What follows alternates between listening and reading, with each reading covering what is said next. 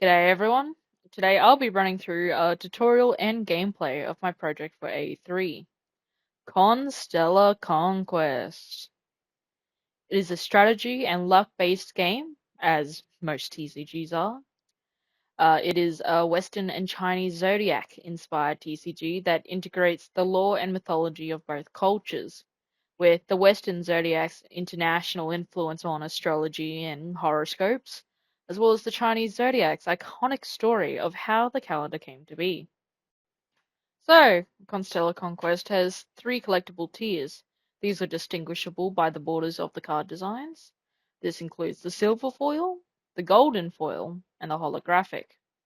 And these are for all of the four card types. So that is the commander card, or the Western zodiacs, the creature cards, the Chinese zodiacs, artifacts, which are equipable tool cards for both commanders and creatures, and support cards. They are planetary inspired cards available for all decks, which will include constellations in the future. Now, the Western zodiacs rule over planets in our solar system, as well as each sign having assigned one of the four elements. So that is air, fire, earth, and water. However, the Chinese zodiacs have five elemental signs, which are wood, metal, water, fire, and earth. To integrate both stories, the wood elemental creatures will be allocated to air elemental commanders, and metal elemental creatures will stay as neutral or a colorless element, opening the door to be paired with any type of deck. And in doing so, I will be demonstrating that gameplay with quote unquote pre-made decks, which will be an Aquarius deck versus a Pisces deck. All artworks and lore featured on the cards will be referenced and linked. So then, let's move on to the rules. Each Constellate, which are Constellar Conquest players, starts with a deck of 30 cards, with a limit of only 2 duplicates of each card.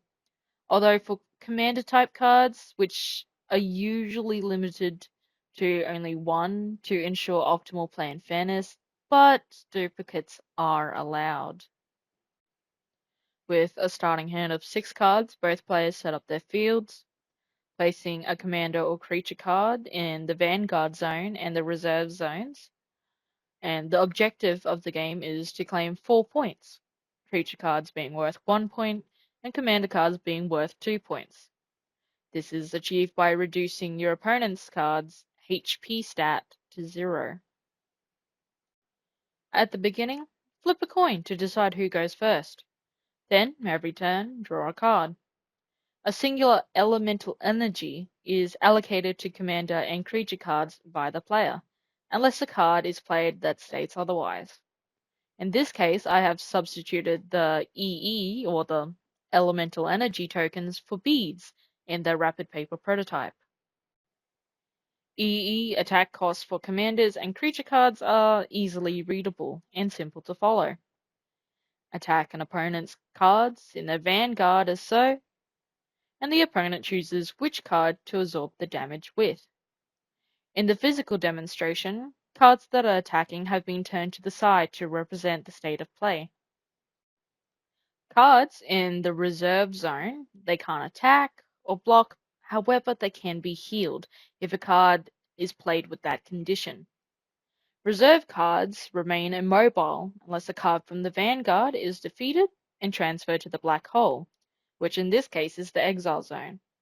This is when a new card is chosen to replace it from the reserve zone.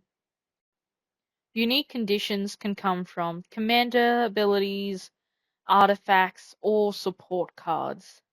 These can include Scry, Chill, Target, Attack Twice, Reshuffle, Cleanse, Discard, Shield, Draw Extra, Heal, and Extra Damage. These effects and conditions will enhance gameplay, invoking a more strategic approach. And then, whichever Constellate has successfully gained the 4 points first, well, they win the game.